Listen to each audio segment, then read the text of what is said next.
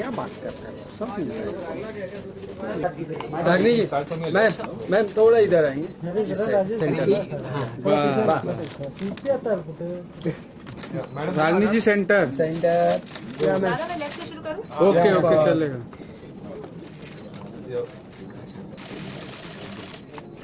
Ma'am centre Ragini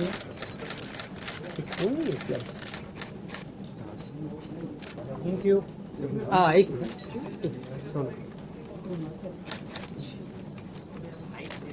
Narayan दादा first थोड़ा नीचे। हाँ अब रागिनी जी सामने रागिनी जी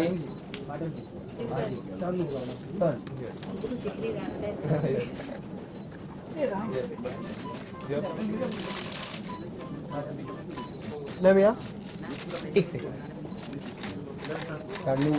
रागिनी जी सामने योर राइट भाई मिलाओ। रागिनी जी योर राइट एक सेकंड यहाँ पे। हाँ अभी यहाँ पे कृपा से और आपके सहयोग से 300 एड्स लिख चुकी हूँ, जिंगल्स बना चुकी हूँ, 700 धुनें मेरी रेडी हैं जो कि अब तक रिलीज नहीं हुई। जितनी रिलीज हुई उसमें से आपने कुछ देखा होगा। मोर देन 300 भजन कार्यक्रम एज ए सिंगर किए हैं, 20 पुस्तकें एज ए राइटर लिखी हैं, 14 चैनलों पर अपना शो ब्यूटी विद एस्ट्रोलॉजी चलाया है, मतलब उन्हीं के सहयोग से। और अब आरजे हूँ 92.7 बिग एफएम पर। अपने 2 यूट्यूब चैनल रन करती हूँ मैं। पहला ब्यूटी विद एस्ट्रोलॉजी जो कि 22 लाख व्यूज पार कर चुका है और जिसके 21,000 सब्सक्राइबर्स हैं। दूसरा अभी बेबी चैनल है, हमने पिछले साल लॉन्च किया था और उसमें तकरीबन 20 नंबर्स आ चुके हैं। कामिनी खन्ना म्यूजिक यूट्यूब/कामिनी खन्ना म्यूजिक जो कि आपके समक्ष विभिन्न प्रकार के म्यूजिक को लाने के लिए कटिबद्ध है।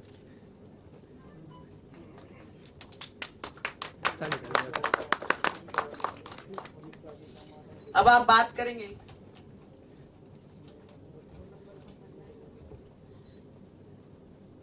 करेंगे मेरी सुपुत्री।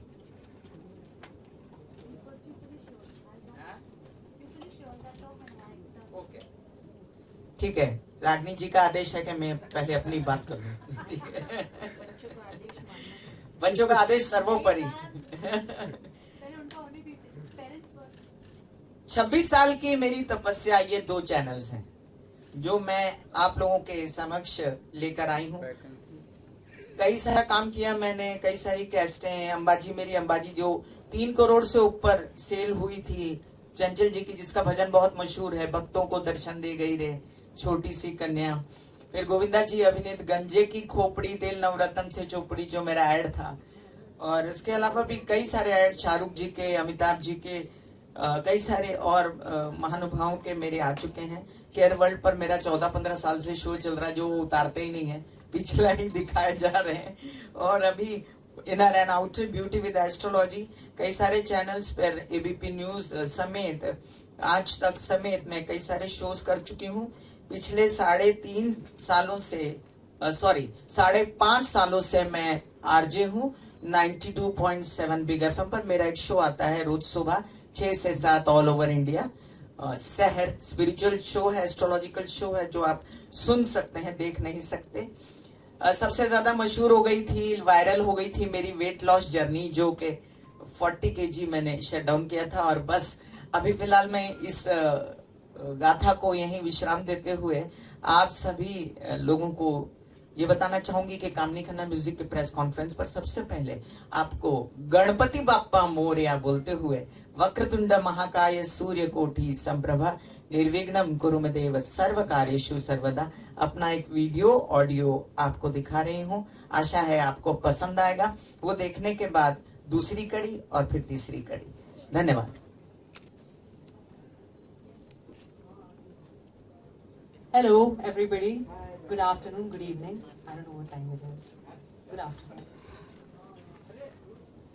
हड़ू काय करते तुम?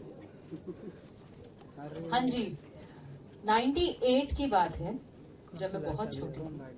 गाना सीख रही थी और लिरिसिस्ट का भी डेब्यू था in the pop section album. 90s के ज़माने में आप सबको याद है जैसे बहुत सारे म्यूजिक वीडियोस आया करते थे, हम बहुत सारे गाने सुनते थे, लेकिन धीरे धीरे धीरे वो चलन कम हो गया। अभी मैं ट्रैवल कर रही थी, मैं कहीं जा रही थी, मैं एक बहुत ही लेजेंडरी सिंगर से मिली ऑन फ्लाइट, और फिर मैंने सोचा कि ये सब लोग कहाँ चले गए, ये सब लोग क्यों गायब हो गए हैं। 90s के दौर में जो इतने महान सिंगर्स थे, जिनके एल्बम्स आते थे, सिंगल्स आते थे, जिसे सुन सुनकर हम बड़े हुए हैं, वो सब अब कहाँ हैं। So this is my tribute, this is my thanksgiving to them by choosing a number from my mother's album as a tribute to Govinda Ji, to all the legendary singers of 90s, and also my debut in the single zone. एक छोटी सी बात मैं ये share करना चाहूँगी कि जब ये एल्बम बचपन में रिकॉर्ड हो रही थी, तब इस एल्बम के कोरस में मैंने गाना गाया था, और आज मैं उसी एल्बम के एक गाने को चूज कर रही हूँ as my debut as a singer. मैं बहुत नर्वस हूँ, मैं शायद इतनी नर्वस कभी तब भी नहीं थी जब मैंने एक्टिंग में डेब्यू किया था। और that's it, I have nothing to say, I will talk to you all after. Sir मैं 5 साल की उम्र से इंडियन क्लासिकल सीख रही हूँ गाना। मेरा जो सिंगिंग का करियर एक्चुअली मैंने पहले प्लान किया था एक्टिंग से पहले। मैं जब 5 साल की थी, मेरी स्वर्गीय नानी श्रीमती निर्मला देवी जी ने मुझे सिंगिंग सिखानी शुरू की, एंड अनफॉर्चुनेटली वी लॉस्ट। उन्होंने मुझे सिर्फ 2 लाइनें सिखाई। उसके बाद में मेरी मदर ने मुझसे कहा कि आप इसे जारी रखें, बिकॉज उन्होंने जाते जाते आपको ये ब्लेस किया है। फिर मैंने पंडित जगन्नाथ प्रसाद जी के सुपुत्र से, पंडित प्रकाश प्रसाद जी से सिंगिंग की तालीम हासिल की। मैंने 20 साल इंडियन क्लासिकल सीखा। उसके बाद में मैं एक्टर बन गई, और टेलीविज़न तो आप लोग जानते हैं हम कितना काम करते हैं, उस वक्त मुझे रियाज करने का वक्त नहीं मिला। और उसी दौरान जब मैं ससुराल गेंदा फूल की शूटिंग कर रही थी, मेरे गुरुजी का देहांत हो गया। तो जब मेरे गुरुजी का देहांत हुआ, उसके बाद मैं 4 साल तक गाना नहीं गा पाई, क्योंकि मैं जब भी गाना गाती थी मुझे उनकी याद आती थी, and I would cry a lot. It took me 4 years to get over the loss of my singing teacher and get back to my first love, which is singing. And आज जब मैं I'm presenting this song to everybody, I feel like I'm giving my most private emotion, my most sacred space to my audience.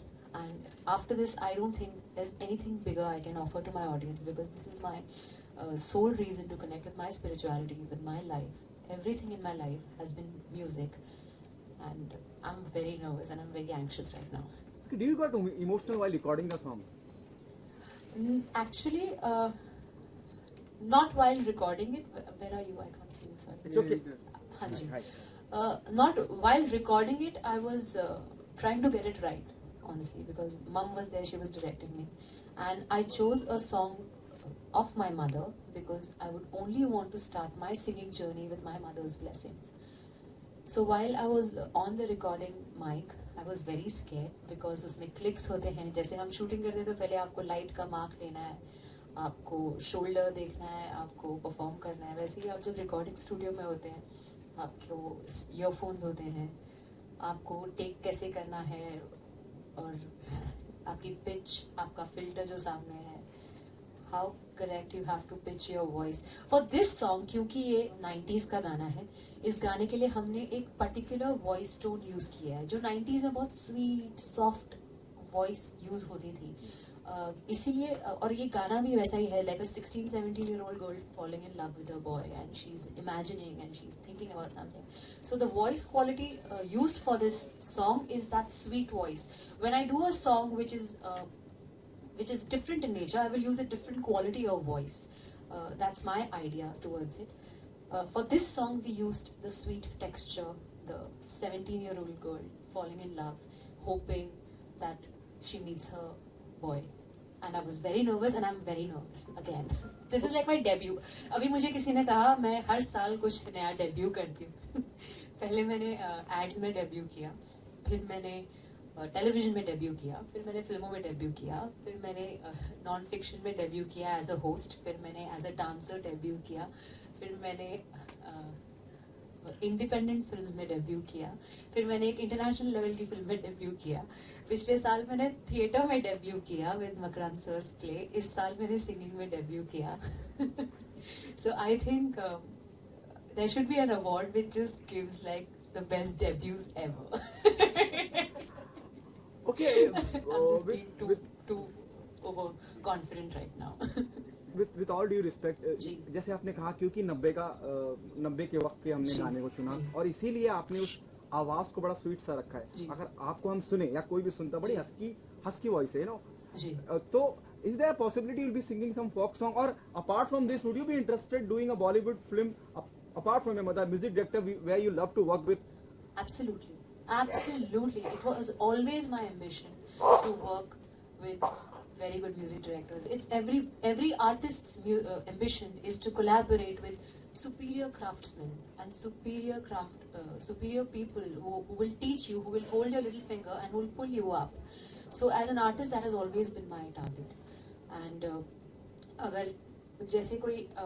अगर जैसे मैं गाना गा रही हूँ जो मिट्टी से जुड़ा हुआ है, या जो जैसे कहें जिसमें हस्की वॉइस की जरूरत है, तो मैं जाहिर सी बात है वैसी ही आवाज यूज करूंगी. जैसे there's a difference in the world of the song, so the idea is to fit into the world of whatever is being created. Even as an artist, even as an actor, जब मैंने भास्कर भारती किया था, I hoped to fit into that world and ससुराल, and then I'm just trying.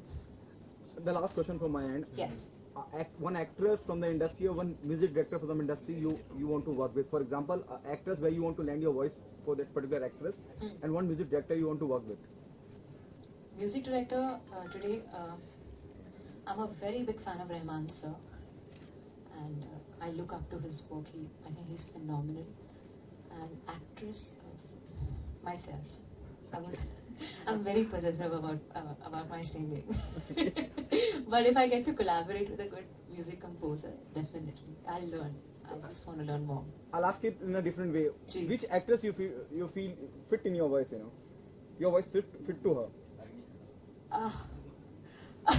He said Ragini Khanna. Thank you for the answer. We need your quote. My input towards so honestly speaking, as an actor, I have a third-person perspective over my performance. As a singer, I'm yet to reach that place of having that level of objectivity towards my own singing. So, but my favorite actress is Madhu Balaji. I wish she was alive. Hi, मैं तो मर जाती हूँ उनके लिए गाना गाने के लिए. I'm very fond of Madhu Balaji, and उस ज़माने की जितनी actresses थी, जैसे अच्छा songs I like. और कुछ बाहर चलिए, बाहर मिलते हैं और कुछ खाते पीते हैं. अरे भाई हाथ दुखेगा, खड़ो ही है. मुझे प्रैक्टिस इसलिए बोल रहा हूँ. आइए रोल है. हम सबसे पहले तो कांग्रेचुलेशन डेब्यू के लिए. Thank you. क्या चल रहा था जब सॉन्ग शूट कर रहे थे? Nervousness, excitement? मैं बहुत उस वक्त जब अब तो मैं बहुत नर्वस हूँ.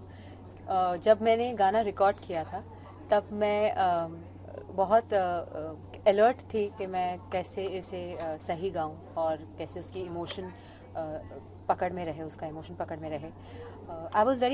आई was just trying to get it right. So अब जब मैंने it's available for public viewing, मैं बहुत नर्वस हूँ क्योंकि this is the most secret space of my life which I have exposed to the world. Singing is my first love, and I'm very scared and I'm very nervous. First love बोले, लेकिन काफी late आए, हम ये बोल सकते हैं. जी. इसके पीछे कुछ रीजन? बोलते हैं ना जिसे सबसे ज्यादा प्यार होता है उसे, बोलते हैं ना जिसे सबसे ज्यादा प्यार होता है उसे खोने का सबसे ज्यादा डर होता है. तो मुझे हमेशा लगता था ठीक है, मैंने अपना सारा art I done it for my audience. Singing है जो मेरी है. आई was very possessive about my singing. And then mom said, no, it's time to offer your singing services to the world. I was like, माँ ने कह दिया, करना तो पड़ेगा. जब ये प्रपोज आया था आपके पास तो क्या माइंड में क्या चल रहा था सबसे पहले, कि करना है नहीं करना, क्योंकि काफी दिन हो गए थे सिंगिंग. मुझे इतने सिंगिंग प्रपोजल्स आ चुके हैं और मैं हमेशा ना कोई बहाना बना के निकल जाती हूँ कि अभी वक्त नहीं है, अभी रियाज नहीं किया है, अभी तैयारी पूरी नहीं है. लेकिन इस बार मम्मी ने कहा कि आपको गाना पड़ेगा और मेरी ज़ुबान सिल गई, मैं कुछ कह नहीं पाई और मैंने ऑर्डर फॉलो किया। क्या क्या सीखने मिला मैम से, क्योंकि काफ़ी उन्होंने भी 90s के दौर से वो सिंगिंग करके आ रही है। हाँ, तो कितना सीखने मिला? मैं बहुत कॉन्शियस हो गई थी गाना गाते वक्त, क्योंकि ये एक लव सॉन्ग है। तो मैंने मम्मी को कहा कि आप प्लीज़ मेरी आई लाइन में मत रहो क्योंकि it's a love song and I want to emote and I was like how. Video में भी दिख रहा था मैम, आप कैमरा लुक करके शाय हो रही थी। फर्स्ट टाइम ऐसा दिखा कि रागिनी मैम भी कैमरा को देख के शर्मा रही है। तो मैं बहुत शाय थी अपनी मॉम के सामने लव सॉन्ग गाने के लिए। तो मैं मॉम को कह रही थी कि आप ना जो रिकॉर्डिंग आर्टिस्ट हैं उनसे, जो रिकॉर्डिंग स्टूडियो मशीन पे बैठे हैं, आप उनसे कहिए कि आप मुझे डायरेक्ट करें, आप प्लीज़ कुछ मत बोलो, make me feel like you are not in the studio because you are my mother. मैं शूट पे भी मॉम को कभी नहीं आने देती हूँ because I don't know, I feel different. तो हाँ, I was very shy while recording this song and I am very shy in front of my family and my parents when all these kind of things I do. हालांकि video में कुछ है नहीं but still it's psychological. तो क्या आगे चल के हमें मूवीज में भी गाते हुए दिख सकते हैं आप, अगर प्रपोजल मिले तो? Why not? Of course yes. I have never said never. मैंने बहुत अलग अलग चीज़ें अपनी लाइफ में अटेम्प्ट की हैं और definitely I would like to collaborate with good music composers and learn. इसके अलावा मैम आपने थिएटर में डेब्यू कर लिया, म्यूजिक वीडियो में कर लिया, टेलीविजन कर लिया, बॉलीवुड कर लिया, इंटरनेशनल प्रोजेक्ट्स भी कर लिए। अब क्या बचा हुआ जो करना है, कुछ माइंड में हो, किस जॉनर में एक्सप्लोर करना चाहते हैं अभी और बचे हुए? पता नहीं, आप बताओ कुछ बचा है क्या? हाँ, हमारे समझ तो कुछ नहीं, आपके हिसाब से माइंड में एक्चुअली अभी डायरेक्शन भी इसमें लेट मी जस्ट कीप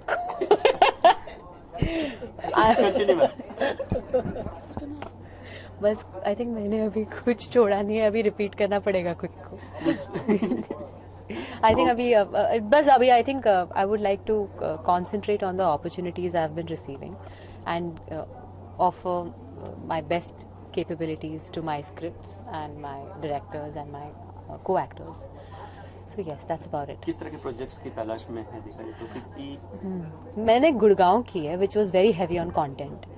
तो मैं ऐसा नहीं कह रही हूँ कि I don't want to do another very draining film. I was very emotionally drained while filming Gurgaon. और जब ये कर रही थी तब मैं और नर्वस थी बिकॉज मुझे सिंगिंग की प्रैक्टिस करनी थी। मैं ठंडा नहीं खा पी सकती, अचार नहीं खा सकती, and all these restrictions were like too much for me. But yeah,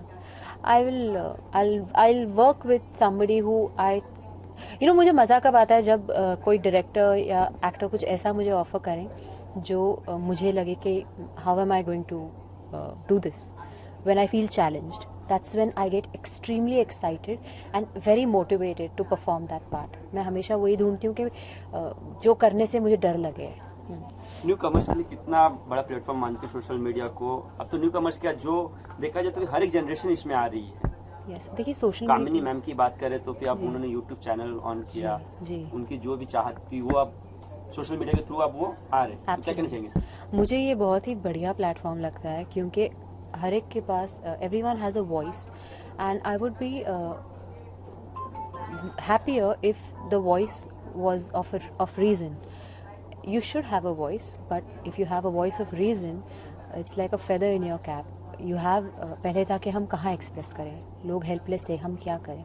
अभी आपके पास एक प्लेटफॉर्म है, आप जाहिर कर सकते हैं, आप एक्सप्रेस कर सकते हैं अपने आप को. और आप एक अगर कोई चेंज लाना चाहें, आप कुछ करें तो उसे इफ़ेक्टिव तरीके से यूज़ करना बहुत ज़रूरी है. बिकॉज इसकी प्लस पॉइंट बहुत ज़्यादा है और नेगेटिव पॉइंट्स भी बहुत ज़्यादा है. Do something which do it for I don't know, just do what makes you happy and don't hurt people, that's it. इसके अलावा मैम कल सुप्रीम कोर्ट ने LGBT लॉ पास किया, तो क्या कहना चाहिए उसके बारे में? मैं आपसे इतना पूछना चाहूँगी कि आपने कभी किसी से प्यार किया है? अगर मैं आप कहूँ कि आप क्रिमिनल हैं तो आपको कैसा महसूस होगा?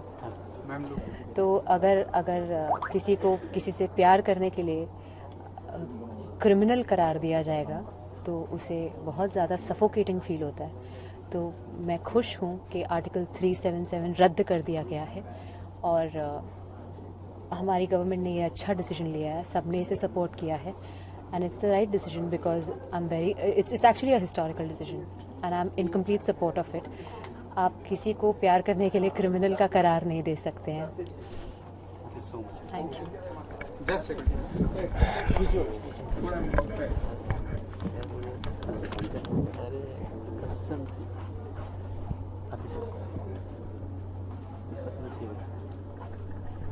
जहाँ पर मैं नहीं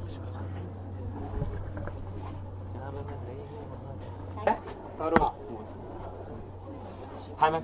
हाय, सबसे पहले तो कॉन्ग्रेचुलेशन सॉन्ग्स के लिए. थैंक यू, क्या धन्यवाद. फीलिंग्स हो रही है अब जब हो चुका है, रिलीज भी हो गया, देखा जाए तो फिर क्या कहना चाहेंगे इसके बारे में? आप लोग सब यहाँ आए, मुझे इस बात की बेहद खुशी है. मेरे लिए मेरी जिंदगी का ये बहुत बड़ा मोमेंट था कि मैं अपना सपना जी रही हूँ. जो मैं 13-14 साल as a writer, music director, singer काम कर रही थी, वो बीच में 13-14 साल में उससे दूर होकर ब्यूटी विद एस्ट्रोलॉजी करी थी, जिसमें मेरा नाम बहुत हो गया. मैं लोगों के सामने आ गई, मैं रेडियो पर आरजे बन गई, मैं टेलीविजन पे आ गई और एक डिफरेंट जोना था. लेकिन अंदर कहीं पर Kamini Khanna writer, music director, singer है. तो जो 14 साल मैंने काम किया इतने, वो मैं कैसे भूल सकती हूँ. तो मेरे पास 700 धुनें हैं इस समय, 300 भजन है, 700 धुनें हैं. तो मैं भजन के प्रोग्राम्स भी करती थी. अब चाह रही हूँ कि वापस आप लोगों के बीच YouTube/कामिनी खन्ना म्यूजिक को लेकर as a writer, music director, singer फिर आऊँ. बहुत सारे लोगों को लाऊं. रागिनी को लाई हूँ मैं आपके बीच, अब अपने बेटे अमित खन्ना को भी लाऊंगी. बहुत सारे लोग हैं जो काम करना चाहते हैं मेरे साथ में. जैसे बड़े बड़े महानुभाव ने, अनूप जलोटा जी ने भी वादा किया कि वो मेरे साथ काम करेंगे. मैंने कई बड़े आर्टिस्टों के साथ बिहाइंड द कैमरा काम किया हुआ है, राइटिंग की हुई है, म्यूजिक डायरेक्शन किया हुआ है, गोविंदा जी के साथ बहुत सारा काम किया. तो अभी फिर मैं एंटर कर गई इसी काम में. 14 ईयर में काफी लंबा वक्त होता है. हाँ. 14 साल बीच में भी आ सकते थे आप. बीच में अभी कैसे भी- आती बताओ. अभी क्या होता है, क्या हुआ था एक्चुअली कि जब मैं प्रोफेशनली रेगुलर काम कर रही थी as a writer, music director, singer, तो आपको याद होगा कि MP3 और रेडियो की एंट्री हुई थी उस जमाने में और म्यूजिक इंडस्ट्री में सडन स्लैग आया था.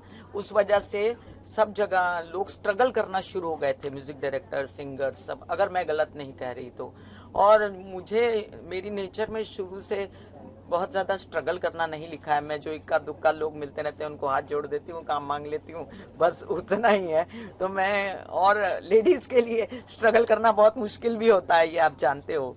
तो इस वजह से मैं ब्यूटी विद एस्ट्रोलॉजी, जो मेरा पैशन था बचपन से, मैंने 27 साल एस्ट्रोलॉजी की स्टडी की और मेरा चैनल बहुत मशहूर हो गया, YouTube/ब्यूटी विद एस्ट्रोलॉजी, जिसको 21 लाख से ऊपर व्यू, 22 लाख व्यूज हैं, 21,000 सब्सक्राइबर हैं. और आप लोगों को बहुत बहुत धन्यवाद. आप लोगों ने मुझे बहुत प्यार दिया. 600-700 लेक्चर्स हैं उसके ऊपर मेरे. तो वो जो म्यूजिक इंडस्ट्री में स्लैग आया, तो जब मैं इसमें आई तो लाखों लोग मेरे साथ जुड़ गए. तो अब उनको निराश तो नहीं कर सकती थी मैं. और चैनल्स कई मेरे साथ काम किए, रेडियो पे हूँ, उनको वो भी कर रही हूँ, ये भी कर रही हूँ. एक आदमी कई सारे काम कर सकता है. Okay, super ma'am. लेकिन मैम ये आइडिया कब आया, क्योंकि 14 साल हो गए थे, एक आशा होता है कि हम तो भूल जाते हैं इन सभी बातों को. तो फिर ये उजागर किस तरह से हुआ, क्या वाकया था वो कि आपने बाद में रागिनी मैम को भी कन्विंस किया, क्योंकि उन्होंने अभी जस्ट इंटरव्यू में कहा कि वो भाग जाती थी सिंगिंग के नाम का भी फिलहाल छोड़ने के बाद में, क्योंकि उनका भी गैप हो गया था एक. हाँ, बहुत अरसा गैप रहा. मेरे गुरुजी की, जो संगीत के गुरुजी थे मेरे, पहले मैंने अपनी स्वर्गीय माता निर्मला देवी जी से सीखा गायन, मैंने काफी साल. फिर उसके बाद मेरे गुरुजी की डेथ हो गई, तो हमारे घर में एक गमगीन माहौल हो गया था 3-4 साल के लिए. और क्योंकि वो 16 साल तक मेरे घर में सुबह 6 बजे आ जाते थे, और प्रकाश प्रसाद जी स्वर्गीय, और हमने उनके थ्रू बहुत ज्यादा अच्छा माहौल देखा संगीत का. तो वो 3-4 साल भी बहुत बुरे थे हमारे, उनका सपोर्ट नहीं था. और उसके साथ जब मैं दोबारा एंट्री करना चाही, तब जमाना बदल चुका था, लोग बदल चुके थे और लोगों की प्रायोरिटीज बदल चुकी थी. और मैं उस हिसाब से अपनी चीजें लोगों तक कैसे पहुंचाऊं, मेरे अंदर बहुत सारी चीजें पड़ी हुई, कैसे पहुंचाऊं.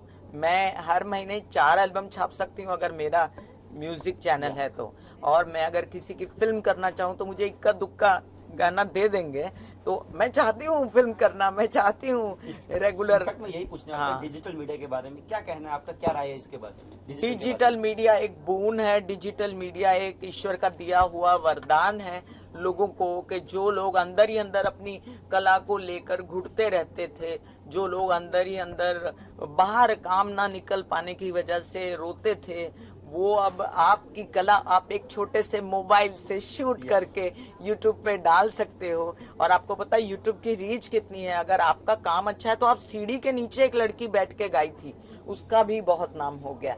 और अभी आपने डांसिंग अंकल का तो किस्सा देखा ही है। फाइनली रागिनी मैम को कन्विंस करना कितना डिफिकल्ट रहा आपके लिए? और सॉन्ग करने क्योंकि उससे डायरेक्ट आप ही कर रहे थे और काफी रागिनी को कन्विंस करना इसलिए मुश्किल था क्योंकि रागिनी एक फुल फ्लैज एक्ट्रेस है और वो अपने काम में बहुत बिजी है, लेकिन फिर भी उसके अंदर की जो गाने की उसकी जो उसने जो 16-17 साल गाना सीखा, तो मुझे पता है कि वो किसी न किसी दिन बहुत नाम करेगी गाने में। और मैं चाहती थी कि ये शुरुआत मुझसे ही हो, लोगों तक पहुंचाऊं तो सही कि रागिनी गाती है, बहुत अच्छा गाती है। जब तक लोग जानेंगे ही नहीं कि रागिनी गाती भी है, इतना अच्छा गाती है, तो इसलिए मैंने रागिनी को कन्विंस करना शुरू किया। हुआ यूं कि उसने 3 गाने गाए और ये तीसरा गाना था। 2 गाने गाने के बाद उसने बोला मम्मी ये पहले नहीं लाते, ये बाद में लाते हैं। फिर दूसरा गाना गाया, फिर बोला ये पहले नहीं लाते हैं, ये बाद में लाते हैं। अब तीसरे पे मैंने कहा बेटा इसको मत अंदर डालना, अब तू इसको रिलीज कर दे, क्योंकि एंड शी रियलाइज्ड कि बहुत अच्छा उसने काम किया है और आप लोगों के सामने है। आप लाइक कीजिए, सब्सक्राइब कीजिए, शेयर कीजिए YouTube/Beauty with Astrology भी, और लाइक कीजिए, सब्सक्राइब कीजिए और शेयर कीजिए YouTube/कामिनी खन्ना म्यूजिक भी। आप लोगों के सपोर्ट के बगैर कैसे काम होगा।